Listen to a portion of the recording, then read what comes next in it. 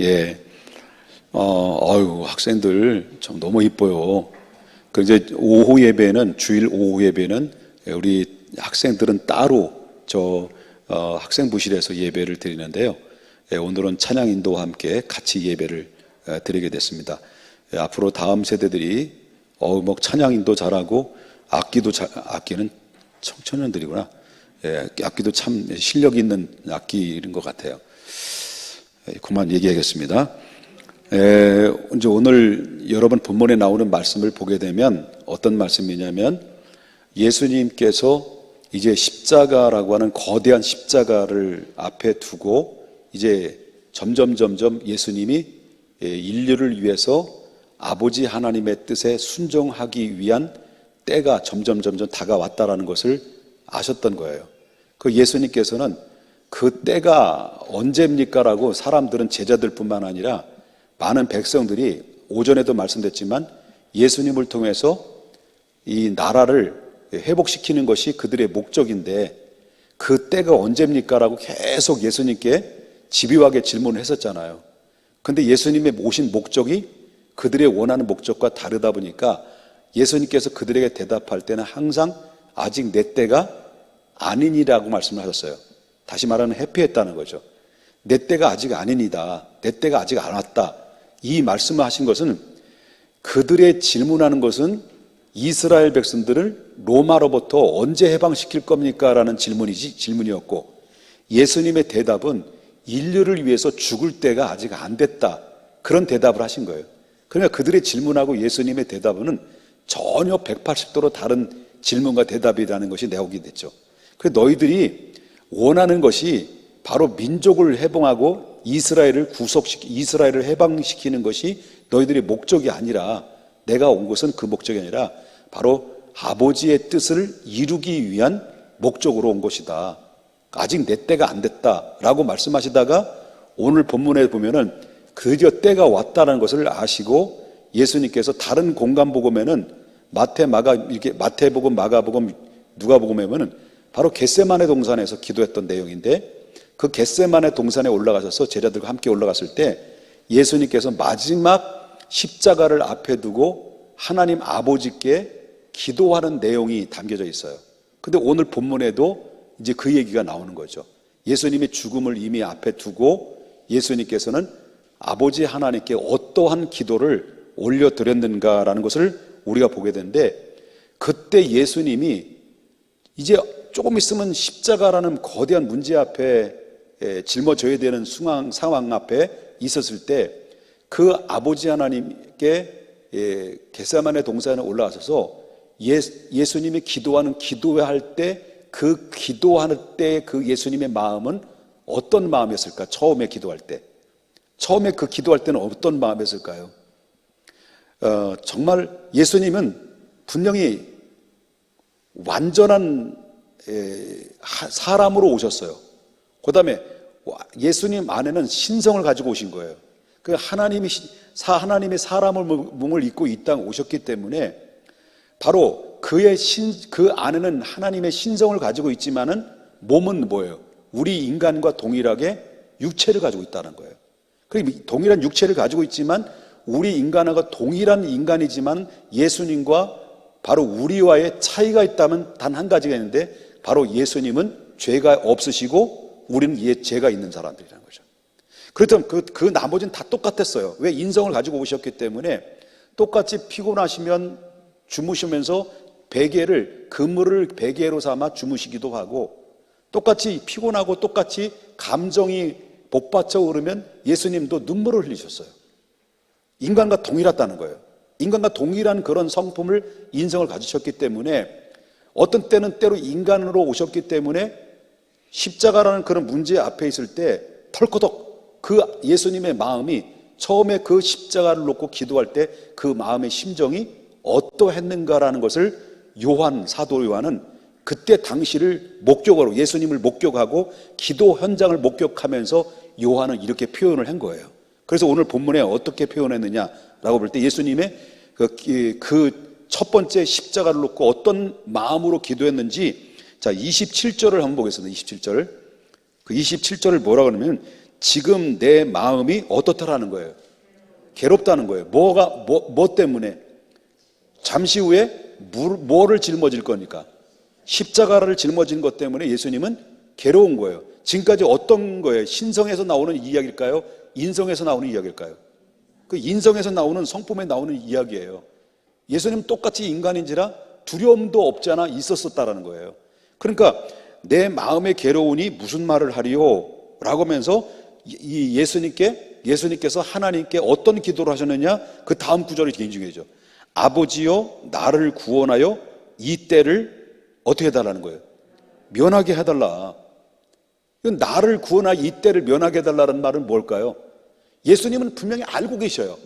이 뻔하게 앞으로 다가올 십자가를 짊어지고 인류의 죄를 위해서 십자가를 짊어져야 되는 상황을 이미 주님은 신성적으로 입장에서 볼 때 다 알고 계시는 거예요. 근데 인성으로 볼 때는 두려움이 더 오는 거예요.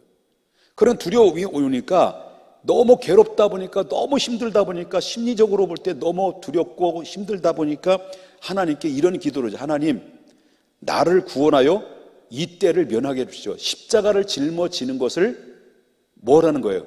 면하게 해달라. 십자가를 지지 않도록 하나님 하시면 안 되겠습니까? 라고 하는 예수님의 솔직한 고백을 담아 아버지 하나님께 기도로 올리는 내용이라고 보는 거예요. 이해되셨습니까? 자, 신성으로 볼 때는 아버지의 마음을 알아. 예수님이. 신성적으로 볼 때는, 신성을 가지고 오신 성품상으로 볼 때는 아버지께서 예수님을 왜 이 땅에 보내시는지를 분명히 알고 계셔요. 근데 인간의 모습으로 오신지라 인성적으로 볼 때는 두려운 거예요. 너무 괴로운 거예요. 그래서 하나님 이 쓴 잔을, 다른 공간복음에는 하나님 이 쓴 잔을 내게 좀 피하게 해주십시오. 이건 바꿔서 말한다면 인류를 위해서 십자가를 져야 되는 것은 사실이나 너무 괴롭습니다. 가능하면 십자가를 지지 않는 방법을 내게 주십시오라고 이렇게 예수님께서는 하나님 아버지께 기도를 했다라고 하는 거죠. 그런데 여기에 보면 뭐라고 말하냐면, 그렇게 기도를 하고 났는데 하나님의 반응이 뭘까? 다른 공간복음에는 하나님의 반응이 뭘까요? 그래, 내가 너를 이 땅에 보낸 거에 대해서 마음이 아프다. 그래, 뭐 인간 구원하는 거 그냥 다 쓸어버리자. 다시 올라와라. 이렇게 하시면 좋은데, 예수님께서 가능하면 이 쓴 잔을 내게 피하게 해주십시오. 가능하면 내가 이 구원의 때를, 이 때를 면하게 해주십시오라고 할 때 하나님은 아무런 반응을 보이지 않았어요. 예수님의 기도에 대해서. 예수님의 기도에 대해서 아무런 반응이 보이지 않은 그런 가운데 하나님이 왜 침묵을 하시느냐, 예수님은 알고 있었던 거예요. 분명히 알고 계시는 거예요. 예수님이 왜 침묵을 하시고 있느냐, 하나님이 왜 침묵을 하고 계시느냐라는 것은 이미 다 알고 있고 뻔한 것은 알고 있으나 그러나 인간이지라 너무 괴로운 거예요. 이런 가운데 있다가 예수님이 다 내려놔요. 다 내려놓고 정말 살고 싶어하는 욕망이나, 그리고 또한 피하고 싶어하는 욕망, 이런 것들을 다 내려놓고 그 다음 구절로 어떻게 예수님이 기도의 제목을 바꾸시느냐 할 때 28절을 보겠습니다.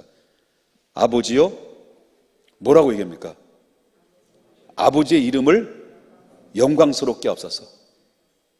당신의 뜻을 나를 통해서 성취시키십시오 라고 하는 거예요.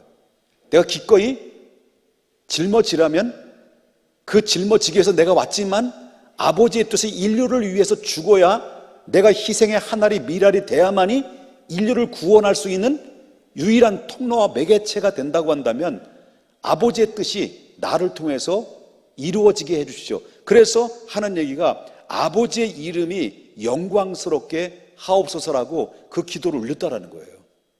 그럴 때 다른 공간복음에는 하나님이 처음에 내게 쓴 잔을 피하게 해주십시오, 내게 십자가를 피하게 해주십시오 하다가 하나님이 아무런 반응이 보이지 않고 침묵에 일관되어 있는 상황에 놓여 있다가 예수님께서는 다시 기도를 할 때 다른 공간복음에, 마태복음이나 누가복음이나 그리고 마가복음에는 아버지여 나의 원대로 마옵시고, 누구의 원대로? 아버지의 뜻대로, 아버지의 원대로 이루게 해달라고 그렇게 이제 기도를 하는 거예요. 십자가를 짊어질 수 있는 능력을 달라고 기도하시는 거죠, 예수님이. 그 기도와 오늘 본문의 내용인 것은 아버지의 이름을 영광스럽게 하옵소서라는 것과 아버지의 내 뜻대로 마옵시고 아버지의 뜻대로 이루어지게 해달라는 것과 동일한 이야기가 오늘 본문에서 소개해주고 있다라고 하는 것이죠. 이해되셨습니까? 자, 그런데 이렇게 기도를 마쳤는데 그 전에는 내가 괴롭습니다. 나를 구원하소서. 내가 이 십자가를 안 지면 안 되겠습니까? 십자가를 안 졌으면 좋겠습니다라고 할 때 하나님의 침묵에 일관되어 있다가 나의 원대로 마옵시고 아버지의 뜻대로 되기를 원합니다. 오늘 본문에는요, 아버지의 이름이 영광스럽게 하옵소서라고 이제 기도의 제목을 바꾸는 순간 하나님이 하늘에서 어떤 반응을 보여주셔요. 예수님이 그 기도를 하셨고 그 기도를 들으시고 난 다음에 하늘에서는 하나님이 그 현장에서 어떻게 반응을 보여주느냐. 성경을 자세히 보게 되면 오늘 본문에 보게 되면 28절을 다시 한번 보겠습니다. 28절. 아버지여 아버지의 이름을 영광스럽게 하옵소서. 그 전에 기도했던 것은 어떤 기도였어요? 내 마음에 괴로우니 무슨 말을 하리요? 아버지여 나를 구원하여 이 때를 면하게 해달라고, 십자가를 면하게 해달라다가 하나님의 침묵하는 가운데서 다시 기도의 제목을 예수님이 바꿨을 때 좋습니다. 아버지의 이름을 영화롭게 해 주십시오라고 하는, 다시 한번 나의 원대로 마옵시고 아버지의 뜻대로 이루어지길 원합니다라고 기도로 전환을 했을 때 그때 하나님은 그 예수님의 그 기도를 들으시고 어떻게 반응했느냐. 28절 보십시다. 아버지의 이름을 영화롭게 하옵소서 하시니 이에 그 다음에 뭐라고 나와요? 하늘에서 소리가 나서 이르되 내가 이미 뭘 받으셨다는 거예요? 영광스럽게 하였고 또다시 뭐라는 거예요? 영광스럽게 하리라. 그 얘기를 한 거예요. 이 음성이 기도를 예수님이 하고 마치고 난 다음에 하늘에서 음성이 직접 하나님의 음성이 들려온 거예요. 그 소리를 누가 들은 거예요? 예수님도 들었고 오늘 기록했던 사도 요한도 명확하게 그 소리를 들었던 말을 오늘 기록한 내용이에요. 그래서 하늘에서 음성이 들렸을 때 이미 내가 영광 받았고 앞으로 또다시 영광스럽게 하게 될 것이다 라는 말씀을 하나님의 음성으로 들려온 거예요. 그런데 그 곁에서 들었던 사람들이죠. 자, 예수님이 그때 당시에 기도의 현장에 예수님만 있었던 게 아니잖아요. 그 곁에 있었던 무리들, 그 현장을 목격했던 무리들이 예수님의 제자들과 몇 명의 제자들 또 있었을 거 아니에요. 그 무리들이 그 하늘에서 음성 들렸던 내가 이미 영광 받았다, 앞으로 또 영광 받으리라, 영광스럽게 하리라는 이 하나님의 음성에 대해서 그 옆에 있었던 무리들은 뭘로 들려왔느냐면 29절 보겠습니다. 곁에 서서 들은 무리들이 때로는 무슨 소리가 같았다는 거예요? 천둥이 울렸다고도 하고 또 어떤 이들은 천사가 그들에게 말하였다고도 한다. 그러니까 하나님의 음성에 대해서 그들은 경험해보지 못했던 음성을 듣다 보니까 뭐 천둥 소리처럼 우리의 소리가 들려오기도 하고 천사가 들려주는 음성 같기도 하고 말하자면 내가 이미 이랬다는 거예요. 영광스럽게 받았느니라 했다는 거예요. 이런 우레소리들이 그 제자들과 무리들이 무서워가지고 좀 괜찮다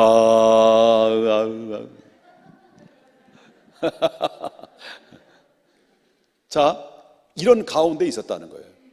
그러니까 예수님의 기도의 모습을 통해서 우리는 뭘 느끼느냐. 예수님도 십자가라는 문제 앞에 두려움이 있었고 괴로웠고 피하고 싶었지만 당신의 모든 욕망과 당신의 살고 싶어하는 욕망들을 다 내려놓고 아버지의 뜻이라면 내가 기꺼이 내 욕망을 내려놓고 아버지의 뜻에 순복하겠습니다. 이제부터는 나의 원대로 마옵시고 아버지의 뜻대로 되길 원합니다라고 하는 철저한 희생과 십자가를 져야 되겠다는 결의가 담겨져 있는 그 십자가 안에는 모든 전 인류의 생명이 걸려 있다. 아버지의 뜻은 바로 이것이었고 아버지가 나를 보내신 것도 바로 이것인데, 내가 십자가를 짊어져야 되는 이 짊어짐이 전 인류의 생명에 걸려 있기 때문에, 그래서 하나님의 이름이 영광스럽게 하옵소서 라고 했던 기도가 여기에 담겨져 있다는 거죠. 하나님의 이름이 영광스럽게 하는 게 뭡니까? 뜻이 하늘에서 이루어진 것처럼 이미 정해놓으신 그 뜻을 바로 이 땅에서 예수 그리스도의 십자가의 희생의 대가를 치러주심으로 모든 전 인류의 생명이 구원받을 길이, 구원받을 만한 길이 활짝 열릴 수 있는 그 뜻, 하늘에서 정하신 뜻이 바로 예수님이 십자가를 짊어지느냐 안 짊어지느냐에 따라서 인류의 생명이 사느냐 죽느냐나 결정이 되어 있는 것이 바로 그때 당시에 예수님의 기도 속에 속속히 다 배어들어 있다는 것을 보게 된다는 거죠. 예수님의 희생이 없이는 두려움과 이런 모든 것들을 극복하기 위해서 땀방울이 핏방울이 되듯이 기도하는 헌신과 죽음을 각오할 수 있는 그 기도가 담겨져 있지 않았다고 한다면 오늘날 예수님이 십자가를 짊어지는 것은 불가능했다라고 하신 겁니다. 여러분, 우리가 오늘날 누군가가 희생의 대가를 치름으로 말미암아 우리 대한민국에 교회들이 생겨졌어요. 바로 미국에 지금으로부터 약 140년 전에 장로교 선교사인 언더우드 선교사와 감리교회 선교사인 아펜젤라 선교사가 그 대표적인 선교사죠. 이들이 우리 대한민국의 땅을 밟아서 복음을 전하고 그들이 순교의 피의 제물로 이 대한민국 조선 땅에 뿌려지게 됐던 그 이유 속에서는 그들이 남겨놓던 하나의 밀들이 땅에 떨어져서 대한민국이 오늘까지 바로 교회가 세워졌고 기독교의 대학들이 생겨서 오늘날 연세대학이나 이거 다 바로 기독교 선교사들이 세운 학교 아닙니까? 이런 기독교 영향권 안에서 지금 오늘날까지 이렇게 성장이 됐는데 자, 그때 당시에 언더우드나 아펜젤라 선교사들의 나이가 어느 정도인 줄 아세요? 나이가 어느 정도 아세요? 21살, 22살이었어요. 20대 초반이에요. 20대 초반에 젊은 나이에 정말 조선 땅이라는 전혀 미개한 나라 갓쓰고 이미 냄새나고 땅바닥에 늘 정말 더러운 이런 정말 발전되지 못한 미개한 나라 안에 들어가겠어 저들의 영혼을 위해서, 저들의 영혼을 구원하기 위해서 부름받아 나선 이몸, 이 불타는 가슴, 영혼을 살려내야 되는 예수님의 마음 가지고 20대 약간의 나이들이, 젊은이들이 한국에 들어와서 복음의 씨앗을 뿌리고 또 병에 걸려서 순교를 당하기도 하고 병에 걸려 죽기도 하면서 수많은 젊은이들이 20대 초반 나이들이 한국 땅 조선 땅에 온 거예요. 그래서 결국 이 땅에 오늘날 저와 여러분이 평화롭고 자유로운 가운데 아름답게 교회를 지어서 여러분 얼마만큼 자유롭게 하나님 앞에 예배드리고 찬송 부르고 여러분 하나님 앞에 믿음의 자유함을 얻게 됐냐는 거예요. 그렇죠? 그러니까 우리는 예수님의 한 분이 십자가를 지느냐 안 지느냐에 따라서 인류의 생명이 달려있는 것처럼 오늘 대한민국의 지금으로부터 140년 전에 언더우드 아펜젤라 이 21세의 약간의 나이들이 가지고 있는 이 젊은이들이 한국 땅에 들어와서 복음을 전함으로 우리가 오늘날 그분들이 뿌려놨던 헌신과 복음의 씨앗 그리고 또 울며 씨를 뿌리는 것처럼 많은 질병과 싸워야 되고 전염병과 싸워야 되고 그리고 또 돌에 맞아야 되고 핍박을 받으면서도 복음을 전했던 헌신이 오늘 대한민국의 한국교회와 오늘 대한민국의 발전을 이뤘던 것처럼 오늘도 우리가 고스란히 그 혜택을 누리고 생명을 얻은 우리들은 이제부터 우리가 해야 될 차례가 아니냐. 네? 이제부터 우리 차례가 아니냐는 거예요. 우리 또한 여러분 우리는 늘 받기만 하고 주시옵소서라는 입장에서만 살아왔지. 여러분 우리 젊은이들이 앞으로 우리 학생들이나 그리고 우리 젊은 청년들이 앞으로 내 비전과 비전과 앞으로 내 꿈이 무엇인가, 우리도 그 꿈을 가져야 된다는 거예요. 우리도 암펜젤라나 언더우드 같은 선교사들처럼 우리 중앙교회도 젊은이도 일어나야 돼요. 젊은이 일어나서 바로 우리가 빚을 받았으니 이제 빚을 갚아야 되는 도리, 그리고 내가 하나님의 예수님의 십자가를 짊어짐으로 그 생명이 전 인류에게 선물로 공급받았던 것처럼 대한민국에 그분들이 오지 않았다면 우리 복음을 어찌 들을 수가 있겠습니까? 그들이 들려줬던 복음의 씨앗들이 두루두루 번짐으로 말미암아 대한민국에 편만하게 번져짐으로 말미암아 이 복음이 평택 바다까지 들어와서 저와 예수님을 믿게 됐고, 은혜를 우리가 늘 잊고 살아가는데 이제는 은혜만 받은 입장이 아니라 이제는 바로 뭐냐면 받은 은혜를 아직도 미기한 나라, 아직도 복음이 들어가지 못한 그들에게 예수님의 십자가를 짊어진 것처럼 내게 당한 자기의 십자가를 지고 주님의 뜻을 받들어 그리고 저들의 영혼을 살려내야 된다는 뜨거운 가슴을 이제는 간직해야 된다. 우리 젊은이들은, 우리 특별히 학생들은 내 사는 이유와 목적이 뭔가를 알아야 돼요. 살아도 주를 위해서, 죽어도 주를 위해서 살아야 돼요. 이게 우리의 인생의 목적이에요. 이게 인생의 목적인데, 살아도 주를 위해서 죽어도 주를 위해서 사는 목적 의식 속에 살아가면요, 그 인생은 행복해질 수밖에 없는 거예요. 행복한 거예요. 거기에는 죽음 앞에서도 두려움이 없는 거예요. 그러니까 예수님의, 우리 앞에 당한 예수님도 인성으로 오신지라 두려움도 있었습니다. 우리도 마찬가지입니다. 어떻게 그런 어마어마한 일들을 내가 감당할 수 있을까라고 했을 때, 그러나 주님은 말합니다. 내게 능력 주시는 자 안에서 나는 모든 것을 할 수 있느니라.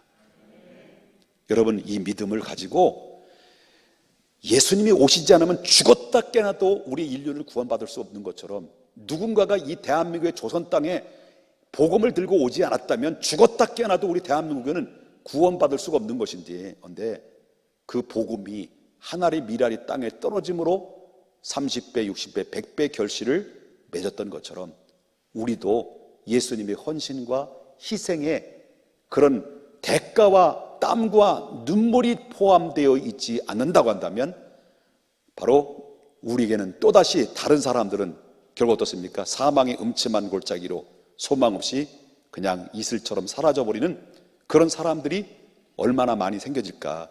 그런 안타까운 마음을 가지고, 빚진 자의 심정을 가지고 우리 하나님 앞에 남은 일생을 그 꿈대로 살아가야 되지 않겠는가 라고 하는 것입니다.